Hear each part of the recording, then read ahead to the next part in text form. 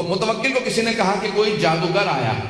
اب جادو عربوں کے لیے سن رکھا تھا کہ کوئی جادو تھا. بابل سے شروع ہوا. بابل حلہ کا پرانا نام ہے, قرآن کے اندر ہے. ہاروت و ماروت, ہاروت و ماروت کا واقعہ سن رکھا ہوگا, نہیں سنا تو پڑھ لیجیے گا. ہاروت و ماروت دو جادوگر تھے بنی اسرائیل کے زمانے میں, جناب سلیمان کے زمانے میں.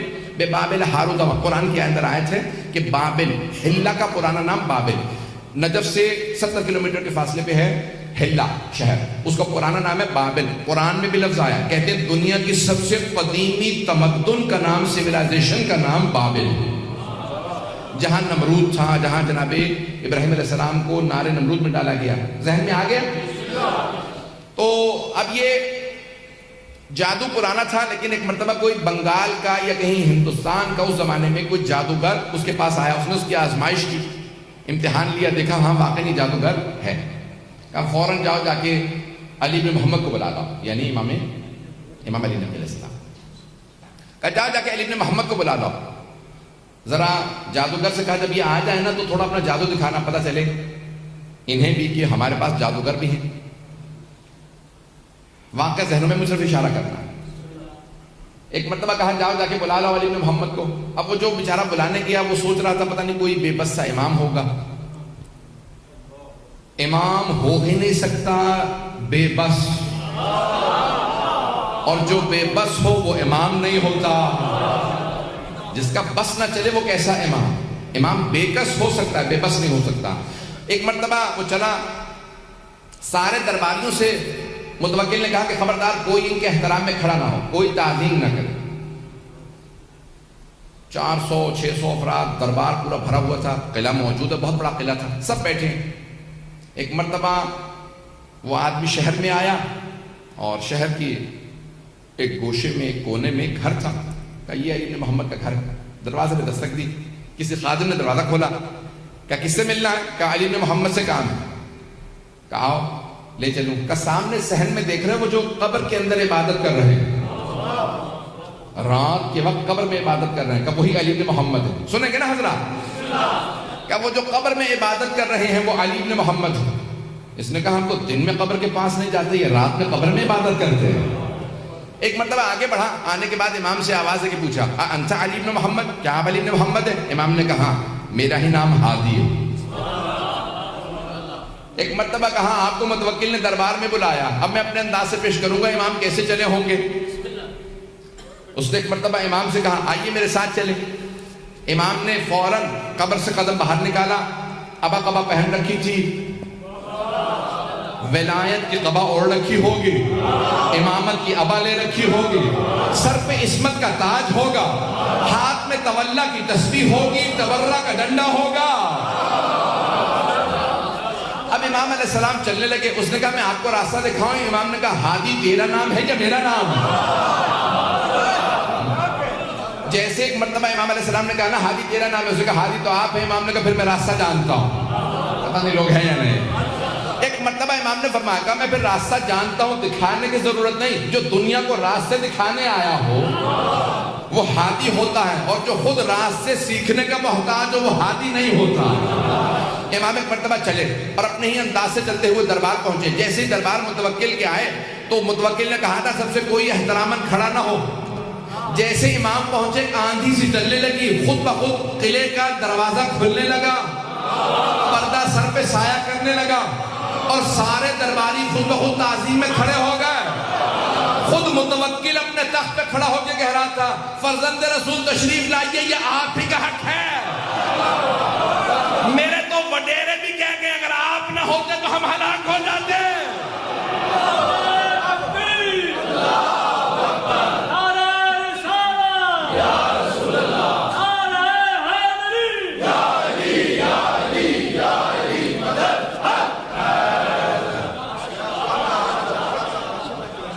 ایک مرتبہ امام علیہ السلام چلے اور جیسے ہی دربار میں داخل ہوئے سارا دربار امام کی تعظیم میں کھڑا ہو گیا. متوکل نے کہا فرزند رسول تشریف لائیے. امام نے کہا ہمیں تیرے تخت سے ظلم کی بو آتی ہے, ہم تخت پہ نہیں بیٹھتے. امام کے لیے ایک مرتبہ مسند بچھائی گئی اور ایک سامنے میز نما شیشے کو رکھا اور کہا امام کے لیے کھانا لگا دیا جائے. اس نے جیسے کھانا رکھا فوراً اپنے جادوگر کو آنکھوں سے اشارہ کیا کہ اپنا جادو دکھا. واقعہ ذہنوں میں ہوگا اگر لوگ ہیں یا نہیں ہیں. مجھے تو اشارہ کرنا تھا. جیسے امام نے ہاتھ بڑھایا نا تو روٹی امام کے ہاتھ سے سرک گئی. امام روٹی تھوڑی دور ہو گئی. امام نے کہا جو بھی ہے باز آ جائے. عظمت امام علیہ السلام دیکھیے, نام نہیں لیتے, یہ نہیں کہتے میں جانتا ہوں جادوگر. امام نے کہا جو بھی ہے باز آ جائے. پھر امام نے دوسری مرتبہ ہاتھ بڑھایا, پھر ایک مرتبہ روٹی سی رکھ گئی. امام نے ایک مرتبہ کہا کیا ان درباروں میں شرفاء کی زبان نہیں سمجھتے لوگ؟ اب تیسری مرتبہ امام نے روٹی کی طرف ہاتھ بڑھایا, ابھی پھر بھی وہ باز نہیں آیا. سارا دربار دیکھ رہا تھا جادوگر اب کیا کرتا ہے. جیسے ہی امام نے ہاتھ بڑھایا, جیسے ہی تیسری مرتبہ روٹی ہاتھ سے سرکی, اس دیوار کے اوپر غالیچہ تھا, غالیچے پہ ایک شیر کی تصویر بنی تھی. لیکن جادوگر کو جواب دینا تھا. پتہ نہیں لوگ پہنچ رہے نہیں پہنچ رہے. جادوگر کو جواب دینا مقصود تھا. اسے بتانا تھا تو جادوگر ہے, ہم صاحب اعجاز ہیں. امام نے ایک مرتبہ وہ جو دیوار کے اوپر غالیچہ تھا, غالیچے کو دیکھا جس پہ اسد کی, شیر کی تصویر بنی تھی. عربی زبان میں شیر کو اسد کہتے ہیں. امام نے شیر کو دیکھ کے عربی میں کہا ایھا الاسد, او شیر تو دیکھ رہا تیرے ایمان کی توہین ہو رہی ہے. ایک مرتبہ سارا بندہ پریشان ہونے لگا. لگ یہ رہا تھا کہ غالیچے پہ جو شیر کیا عکس بنا ہے وہ عکس نہیں رہا, شیر بن رہا ہے. وہ شیر بن کے آگے بڑھا. نہ اس نے امام سے پوچھا کہ کسے کھاؤں. ایک مرتبہ جادوگر کی طرف بڑھا, اسے بغیر خون کا قطرہ گرائے پورا نکل گیا, اور پورا نکلنے کے بعد امام کے سامنے آگے کھڑا ہوا اور ایک مرتبہ فصیح عربی زبان میں کہا فرزند رسول اگر آپ اجازت دیں متوکل کو کھا لو. متوکل نے ہاتھوں کو باندھا, کہا فرزند رسول اس سے کہیے واپس چلا جا, یہ دوبارہ عکس بن جائے. امام نے اشارہ کیا واپس چلا جا. کہا وہ میرا جادوگر تو واپس کر دے, وہ بہت قیمتی تھا, میں ہندوستان سے ہند سے لایا تھا. عربی میں ہندوستان کو ہند کہتے ہیں. کہا میں ہند سے لایا تھا, وہ معمولی نہیں تھا. اس شیر سے کہیں میرا ساحر میرا جادوگر واپس کر دے. ساحر عربی میں کہتے ہیں جادوگر کو. امام نے کہا جب جناب موسیٰ کا عصا اژدہا بنا تھا, اس نے فرعون کے جادوگروں کی رسیوں کو کھا لیا تھا. لیکن جب جناب موسیٰ نے اٹھایا تو دوبارہ عصا بن گیا. جب عصا بنا تو اس نے جادوگروں کی رسیوں کو اگلا نہیں تھا. اگر جناب موسیٰ کا عصا واپس کر دیتا تو یہ بھی واپس کر دیتا.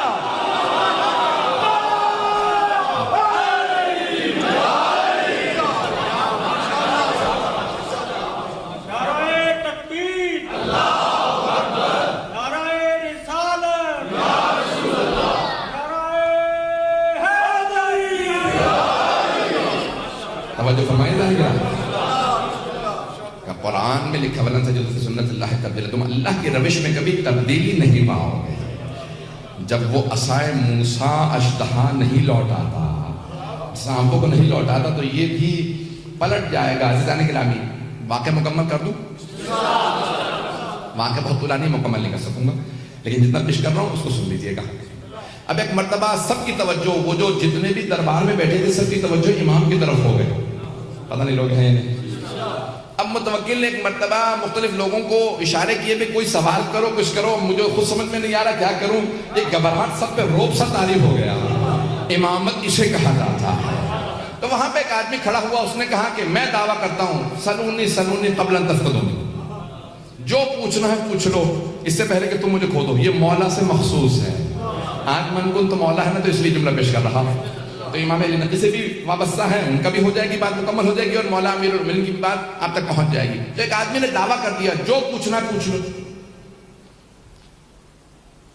متوکل بہت خوش ہوا کہ میرے دربار میں کسی نے دعویٰ کر دیا جو اہل بیت سے وابستہ ہے. تو دربار میں ایک درباری کھڑا ہو گیا. اچھا, اس کے سوال سے پتہ چل رہا کہ وہ تقیہ میں تھا لیکن تھا شیعہ. پتہ نہیں بات پہنچی یا نہیں پہنچی. سوال کرنے والے سے اندازہ یہ ہوتا کہ وہ شیعہ تھا. اس نے کیا سوال کیا, اچھا سوچ لے, جو پوچھنا ہے پوچھ لو. اس نے کہا یہی تو کہا جو پوچھنا ہے پوچھ لو. اس نے کہا اچھا یہ بتا حج واجب ہے. اس نے کہا یہ کیسا سوال ہے, یہ تو پوری دنیا کو پتا حج واجب ہے. کہا تو نے کہا ہے نا جو پوچھنا ہے پوچھ لو, میرے تو سوال ایسے ہی ہوں گے, تو بتا کہ تجھے جواب آتا ہے یا نہیں آتا. اس نے کہا ہاں حج واجب ہے. اچھا یہ بتا پھر انبیاء پہ بھی حج واجب تھا.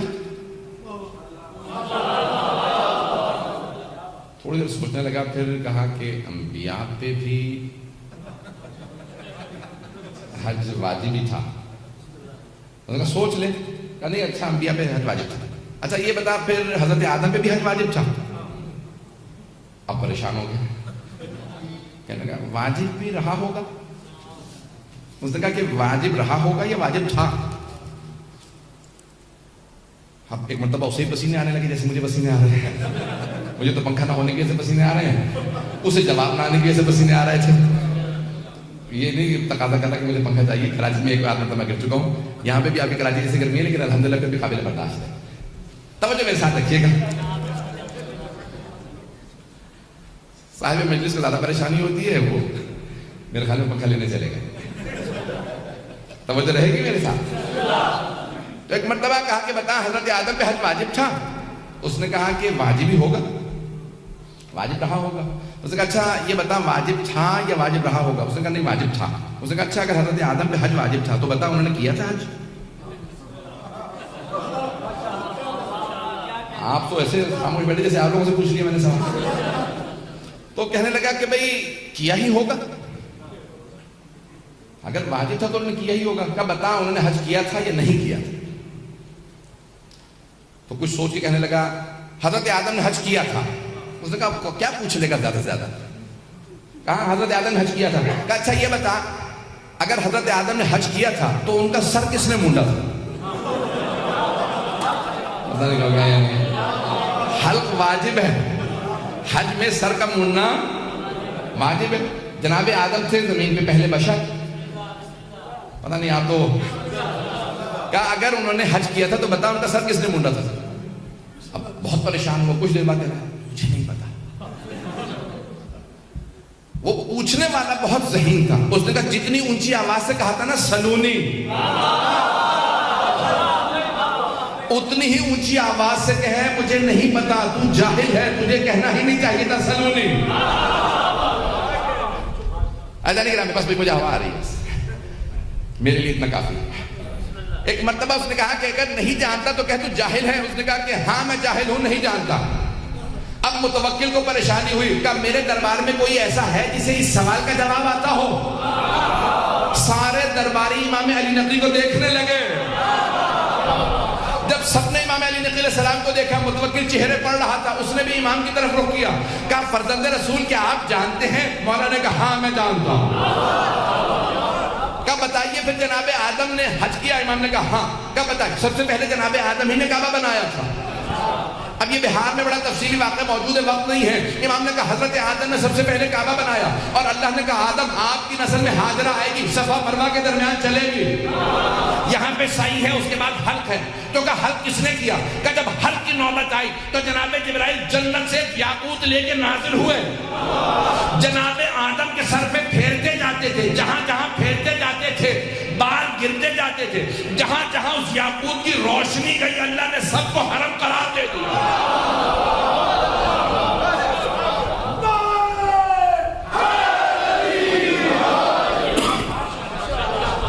امام نے سب کو حرم قرار دیا.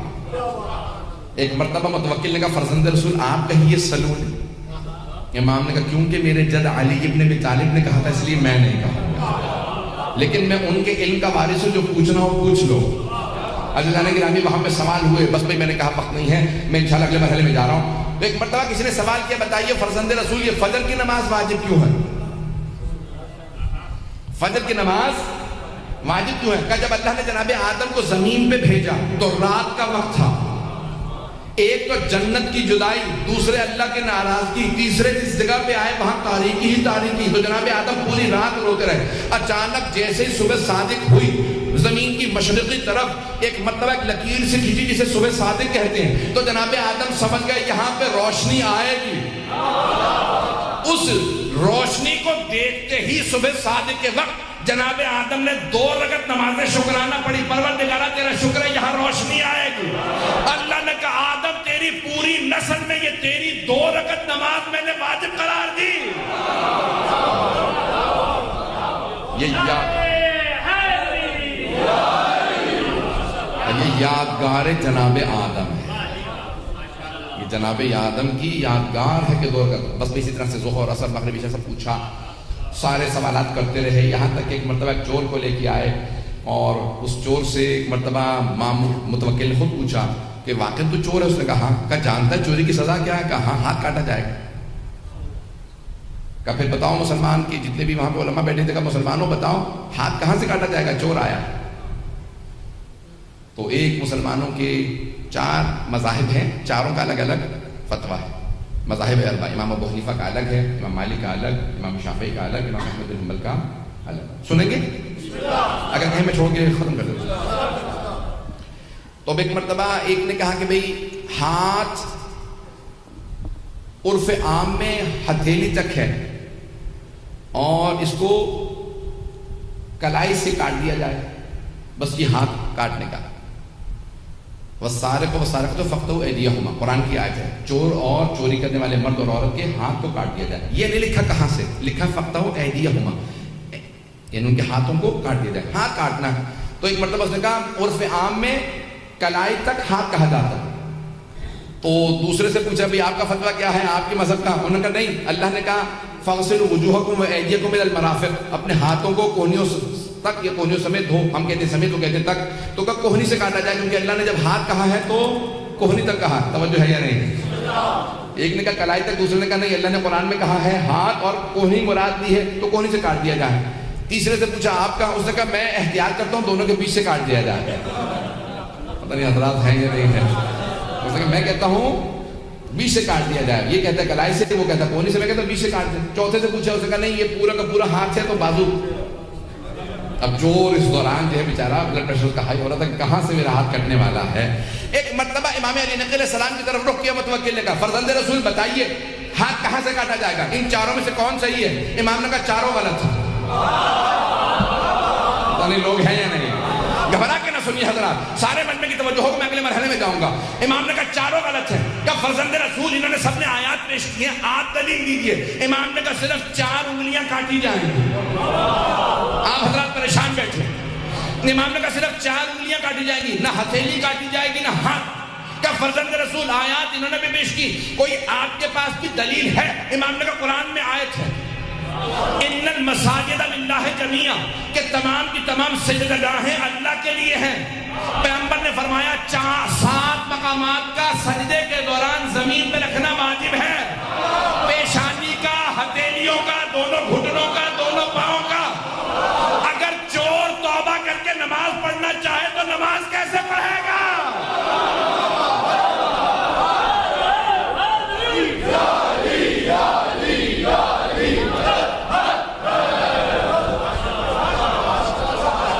چور توبہ کر لے تو ہاتھ نماز کیسے پڑھے گا اگر ہاتھ کٹا ہوا ہوگا؟ تو اس لیے صرف 4 انگلیاں کاٹی جائیں گی۔ پیغمبر نے بھی 4 انگلیوں کا حکم دیا تھا، میرے جد امیر المومنین نے بھی 4 انگلیوں کا حکم دیا، ہتھیلی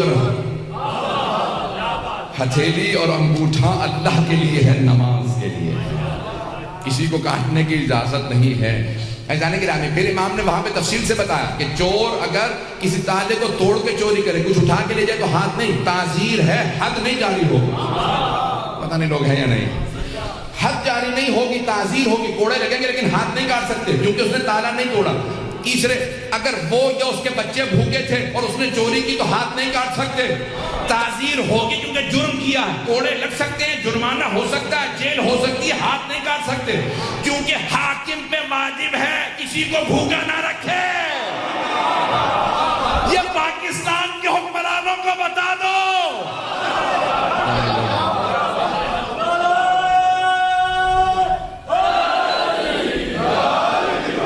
بات بہت رہی ہے، جو کسی کو بھوکے رکھے ہوئے ہوگا وہ خود جواب